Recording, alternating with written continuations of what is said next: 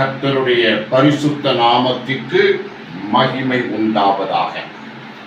இந்த நாளிலும் கூட நாம் தியானத்துக்காக எடுத்துக்கொள்ளப்பட்ட வேத பகுதி சங்கீதம் 139 1, 2 வசனங்கள். கர்த்தாவே, நீர் என்னை ஆராய்ந்து அறிந்திருக்கிறீர். என் உட்கார்தலையும் என் எழுந்திருக்குதலையும் நீர் அறிந்திருக்கிறீர். என் நினைவுகளை தூரத்திலிருந்து அறிகிறீர். அல்லேலூயா. இந்த சங்கீதத்தை பார்க்கிற பொழுது தாவீது ராஜா ராகத் தலைவனுக்கு ஒப்புவிக்கப்பட்ட சங்கீதம்.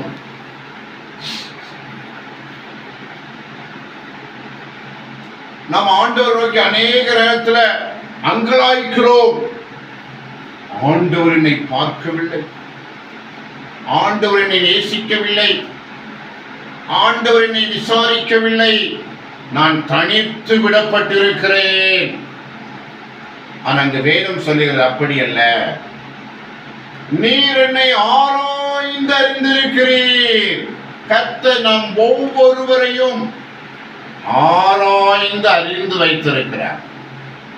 என்ன செஞ்சான், இப்ப என்ன செய்வான், இனி அடுத்தது என்ன செய்ய போறான் என்பதை குறித்ததான காரியங்கள் எல்லாவற்றையும் ஆண்டவர் அறிந்து வைத்திருக்கிறார். அல்லேலூயா. ஆராய்ந்து அறிந்திருக்கிறீர். என் உட்கார்தலையும் என் எழுந்திருக்கலையும் நீர் அறிந்திருக்கிறீர். என் நினைவுகளை தூரத்திலிருந்து அறிகிறீர். அல்லேலூயா. நம்ம நினைவுகளை கூட கர்த்தர் தூரத்திலிருந்து அறிகிறார். அந்த அளவுக்கு ஆண்டவர் வல்லவர். அல்லேலூயா. எல்லாரும் பக்கத்தில் இருந்தாலும் கூட கண்டுபிடிக்க முடியாது. என்ன நினைக்கான், என்ன சிந்திக்கிறான், என்ன இதயத்தில் நினைவு கொண்டிருக்கிறான், பக்கத்தில் இருந்தால் கூட கண்டுபிடிக்க முடியாது. ஆனால் ஆண்டவர் வல்லமை உள்ளவர். அல்லேலூயா.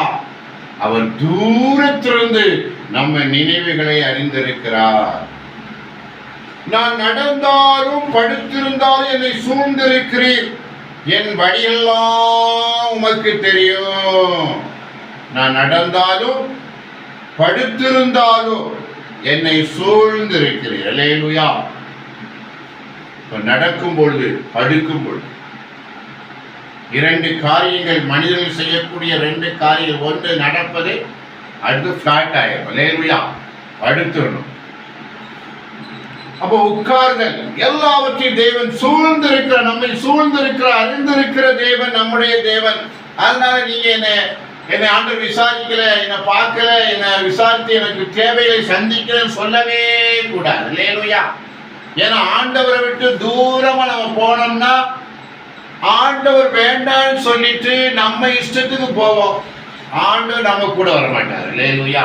அவர் தூரத்திலே நின்று கொள்வார்.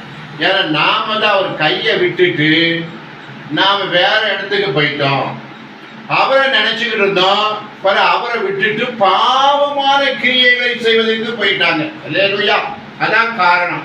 ஆண்டவர் நம்மகிட்ட இல்லாத போல் காணப்படுவதற்கு என்ன காரியம்? பாவமான கிரியைகள்.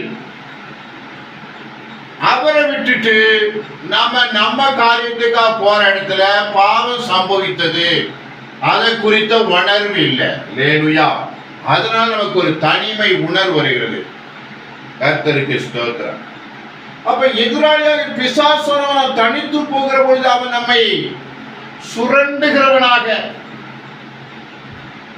நம்முடைய அபிஷேகத்தை திருடுகிறவனாக, நம்ம சந்தோஷ சமான மகிழ்ச்சியை கொள்ளையடிக்கிறவனாக அவன் கிரியை செய்து பேசி பேசி நம்மளை பாவத்துக்குள்ள தள்ளுகிற ஒரு கிரியை நடக்கிற பொழுதுதான் நம்முடைய இருதயம் வெறுமையாகிவிட்டது. நம்முடைய சந்தோஷம் போயிற்று, நம்முடைய சமாதானம் போயிற்று, நம்முடைய நிம்மதி போயிற்று என்கிற உணர்வு உண்டாகிறது. அது எப்போ உண்டாகுதுன்னா ஆண்டவரை விட்டுட்டு விலகும் போது உண்டாகுது. தாவீது ராஜா சொல்லுகிறார், என் நாவில் சொல் பிரவாதற்கு முன்னே இதோ கர்த்தாவே அதையெல்லாம் நீர் அறிந்திருக்கிறீர். முற்புறத்திலும் பிற்புறத்திலும் நீர் என்னை நெருக்கி உமது கரத்தை என் மேல் வைக்கிறேன். இந்த அறிவு எனக்கு மிகுந்த ஆச்சரியமும் எனக்கு எட்டாத உயரமாயிருக்கிறது. அல்லேலூயா. எட்டாத உயரம். முற்புறத்திலும் பிற்புறத்திலும் நீர் என்னை நெருக்கி உமது கரத்தை என் மேல் வைக்கிறீர். முற்புறம் பிற்புறம் நெருக்கி தலையை கையில வச்ச என்ன ஆகும்? அல்லேலூயா. அது நெருக்கத்தின் மேல் நெருக்கம். இன்னொரு விதமா நான் யோசிப்போம் என்று சொன்னால், ஆண்டவர் முற்புறம் பிற்புறம் நெருக்கி தமது கரத்தை வைத்து ஆசீர்வதிக்கிறார். அல்லேலூயா.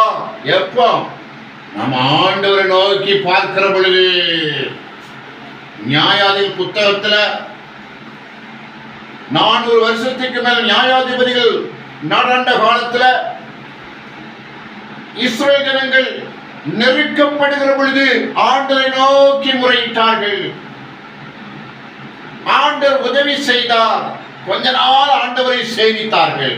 அதுக்கப்புறம் பழைய வழிக்கு போனாங்க. ஆண்டவர் கையை விட்டுட்டு தங்கள் சொந்த வாழ்க்கையை பார்க்க போனார்கள். சொந்த திறமையை காட்ட போனார்கள். சொந்த வலிமையை பெருமையா பேசுற ஆண்டவர்கிட்ட ஆசீர்வாதத்தை வாங்கிட்டு பெருமையா உட்கார்ந்து பேசி என்னுடைய சாமர்த்தியம் என்று சொல்வது ஒரு பெரிய பாவம். அல்லேலூயா. ஆண்டு அதை பார்த்தா நமக்கு கோபம் எரிச்சல் வரும். அல்லேலூயா.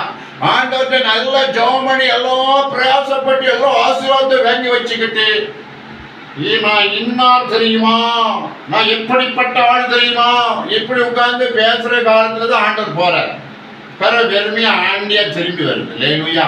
சத்துரு வந்து எல்லாத்தையும் பிடுங்கி விட்ட பிறகு இங்க ஆண்டவர் நோக்கி பார்த்து, ஐயா நான் நெருக்கப்படுகிறேன், நான் ஒடுக்கப்படுகிறேன் என்று சொல்லுகிற ஒரு சூழ்நிலை இருக்கு. அல்லேலூயா.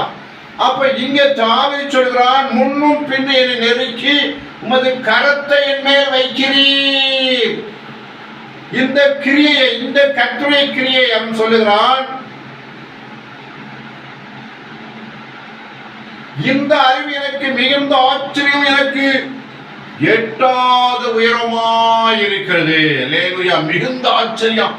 இந்த செயல், முன்னும் பின்னும் என்னை நெருக்கி உமது கரத்தை வைத்து என்னை பாதுகாக்கிறீரே, என்னை ஆசீர்வதிக்கிறீரே, இந்த செயல் எனக்கு எட்டாதும் ஆச்சரியமா இருக்கு என்று தாவீது சொல்லுகிறார். அல்லேலூயா. இப்ப நெருக்கப்படுகிற காலத்துல கர்த்தர் நோக்கி முறையிடுகிற பொழுது ஏன் நெருக்கம் வரணும்? ஏன் ஆண்டவர் நெருக்கணும்? ஏன் கையை வைக்கணும்? அப்ப அந்த கிரியை பார்க்கிற பொழுது ஆண்டவர் உத்தமராய் இருக்கிறார், நல்லவராய் இருக்கிறார். நம்மள ஆண்டவர் கைவிடல. அல்லேலூயா.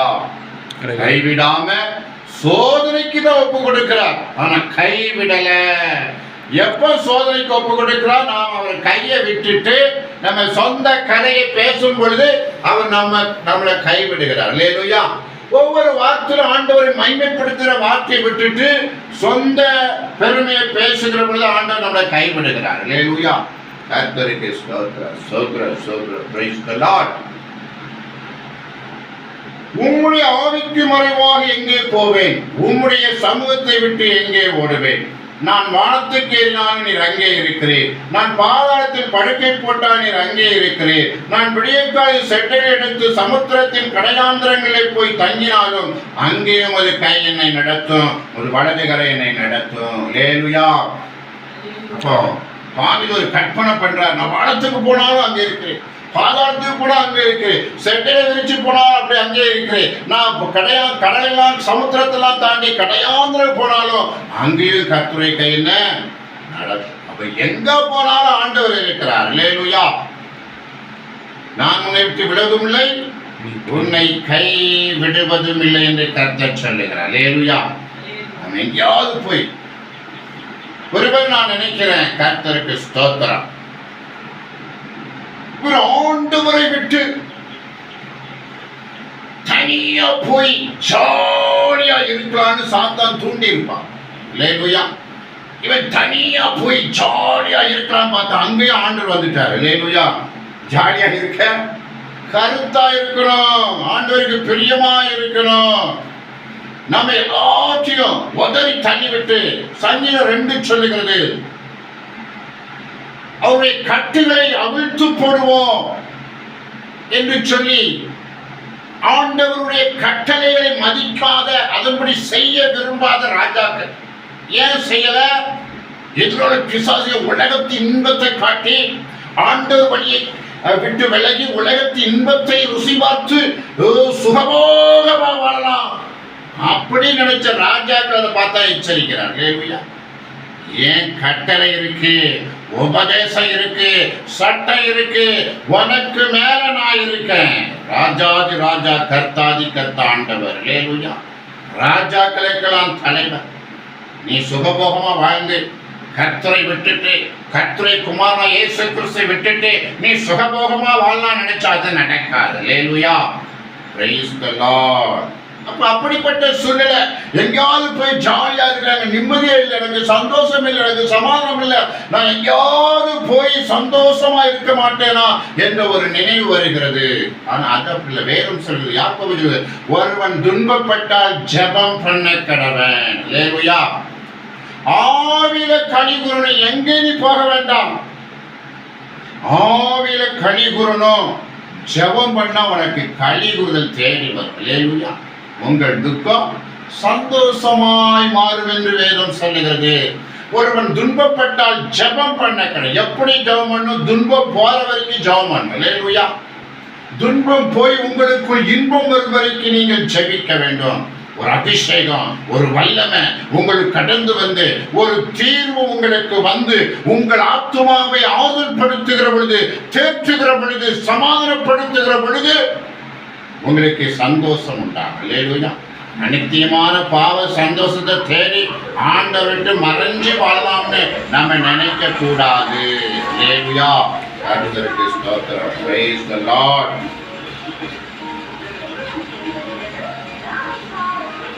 இருள் என்னை மூடிக்கொள்ளுகிறது என்றாலும் இரவும் என்னை சுற்றி வெளிச்சமாயிருக்கிறது. உமக்கு மறைவாக இருளும் அந்தகாரப்படாது. இரவும் பகலை போல வெளிச்சமாயிருக்கும். உமக்கு இருளும் வெளிச்சமும் சரி. இந்த ஒரு சப்ஜெக்ட் தாவீது கண்டுபிடிச்சிருக்கிறார். அல்லேலூயா, தாவீது அபிஷேகம் கண்டுபிடித்திருக்கிறது. இருள் என்னை மூடிக்கொள்கிறது என்றாலும் இரவு என்னை சுற்றி வெளிச்சமாயிருக்கும். அல்லேலூயா. இருள், நம்ம வேதத்தின்படி புதிய ஏற்பாட்டின் பத்தி பார்த்தா இருள் என்பது பாவம் தான். பாவ கிரியைகள் தான் இருள். பாவ கிரியைகள். ஆனா இங்கே சொல்ல எழுத்தின்படியான ஒரு இருள், இருட்டா இருக்கிறது, ஆனா வெளிச்சமா தெரிகிறது. அல்லேலூயா. ஏன்னா ஆண்டவர் நமக்குள்ள இருக்கும் பொழுது இருளுக்குள்ள உட்கார்ந்தாலும் பயம் இல்லை. அல்லேலூயா. ஆண்டவரை குறித்து வேதம் சொல்லும் பொழுது அவர் காரிருள் வாசம் பண்ணுகிறவர். வெளிச்சத்தை எல்லாருக்கும் கொடுத்த கர்த்தர் காரிருள்ள உட்கார்ந்தாலும் வெளிச்சம் தான். அல்லேலூயா, வெளிச்சமாய். அப்ப நாம ஆண்டவர் மேல் நம்பிக்கை வைத்து விசுவாசம் வைத்து ஆண்டவருக்கு சந்தோஷமாய் இருந்தாலும், இருக்கும் பொழுதும் நாம் இருளில் இருந்தாலும் வெளிச்சத்துல இருக்கிறோம். அல்லேலூயா. இருள் என்பது ஆவிக்குரிய அர்த்தம் இருக்கு. ஆவிக்குரிய அர்த்தம் வந்தது பாவக்கிரியை தான் இருள். பாவத்துக்குள் இருப்பதான் இருள், பரிசுத்தத்திற்குள் இருப்பதா வெளிச்சம். அப்ப ஆவிக்குரிய அர்த்தம் போட்டாலும் எழுத்தின்படியாக இருள், அந்த இருளானாலும் வெளிச்சமானாலும் அப்ப ரெண்டு விதமான காரியங்கள் இருக்கிறது. அல்லேலூயா. அப்ப ஆண்டவருக்கு இருளும் வெளிச்சம் ஒன்றுதான். அல்லேலூயா. தாவீது இருளுக்குள் இருந்தாலும் வெளிச்சத்தில் இருக்கு என்று சொல்லுகிறார். கர்த்தருக்கு ஸ்தோத்திரம். Praise the Lord.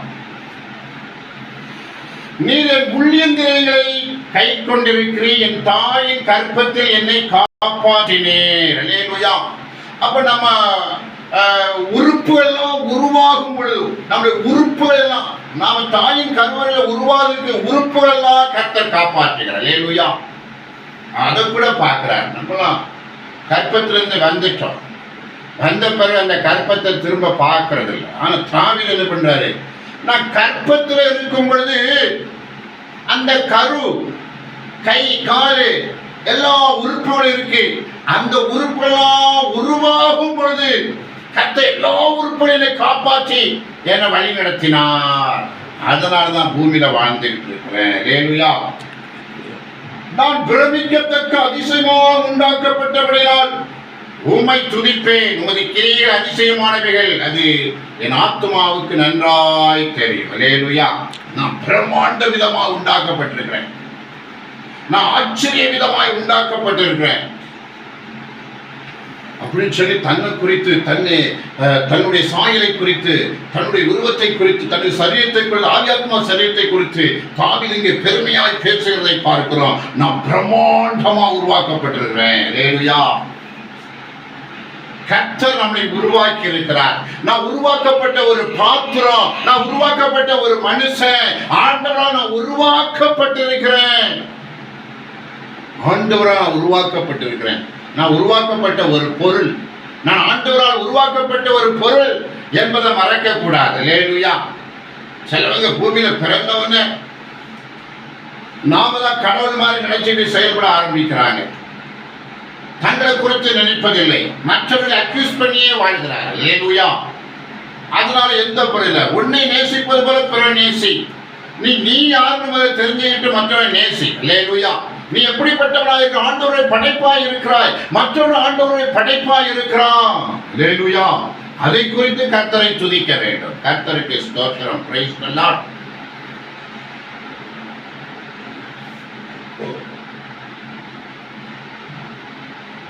என் கருவை உடைய கண்கள் கண்டது, என் அவயங்கள் ஒன்றோ இல்லாத போது அவைகள் அனைத்தும், அவைகள் உருவேற்படும் நாட்களும் அது புத்தகத்தில் எழுதியிருந்தது. அல்லேலூயா. அப்ப இப்படிலாம் உருவாகணும் புத்தகத்துல எழுதியிருக்கு. இதெல்லாம் நாம கற்பனை பண்ணி பார்க்க முடியாது. தாவீது சொல்றாரு, நான் எப்படிலாம் உருவாகணும்னு சொல்லி புத்தகத்துல எழுதப்பட்டிருக்கு. ஆனா அப்படி ஒரு புத்தகத்தை குறித்து வெளிப்படுத்தின விசேஷத்திலேயோ தானியேலையோ சொல்லப்படலை. ஆனா இங்கதான் நம்ம எப்படிலாம் உருவான ஒரு புத்தகத்தை குறித்து தாவீது பேசுகிறார். அல்லேலூயா. அந்த புக்கெல்லாம் இருந்தா பெரிய அடிக்கி பெரிய பெரிய அலமாரில தான் வைக்கணும். அல்லேலூயா. அவ்வளவு பெரிய ஒவ்வொரு மனுஷனும் உருவாக்கப்படுகிற விதம் புத்தகத்தை எழுதினா என்ன ஆகும்? அல்லேலூயா. அந்த புத்தகம் உலகம் கொள்ளாது. ஆண்டவருடைய அற்புதத்தை குறித்து, அவர் செய்த உபதேசத்தை குறித்து எழுதினா உலகம் கொள்ளாது என்று யோவான் சொல்லுகிறான். அவ்வளோ அற்புதத்தை ஆண்டவர் செய்திருக்கிறார், அவ்வளோ வார்த்தைகளை ஆண்டவர் பேசி இருக்கிறார். அதெல்லாம் புக்ல எழுத முடியாது. எழுதுனா புக்கு பெருசா, அதை தூக்கி சமக்க முடியாது. அல்லேலூயா.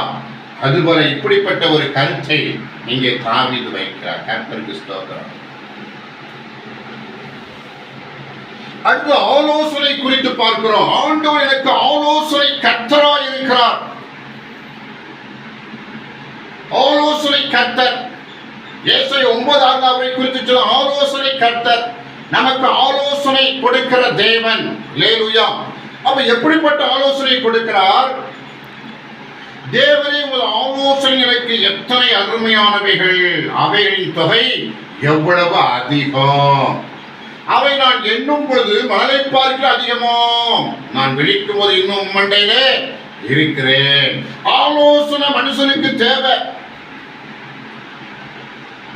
என்னை நோக்கி கூப்பிடு, அப்படி நீ அறியாதவனை கெட்டால் பெரிய காரியங்களை அறிவிப்பேன் என்று எரேமியா சொல்லுகிறார். எரேமியா தீர்க்கதரிசி இருக்கிறார். என்னை நோக்கி கூப்பிடு, அப்படி நீ அறியாதவனை கெட்டால் பெரிய காரியங்களை அறிவிப்பேன்.